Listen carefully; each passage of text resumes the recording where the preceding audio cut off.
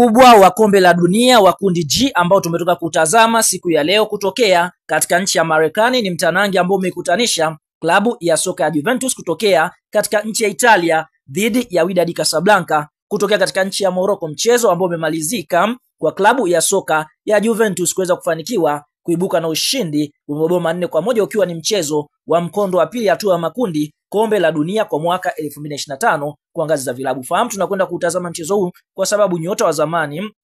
wa Yanga Sports Club na timu ya taifa ya Burkina Faso Stefan Aziz Ki ni miongoni mwa mchezaji ambaye aliweza kupata nafasi ya kucheza katika klabu ya soka ya Wydad Casablanca. Bila kusahau Selemani Mwalimu ameweza kuweka rekodi ya kuwa Mtanzania wa kwanza kucheza michuano mikubwa ya kombe la dunia kwa ngazi za vilabu. Kwa upande wa mabao ya Juventus yamefungwa na mchezaji Kenan Yildiz akifunga mabao 2 huku bao moja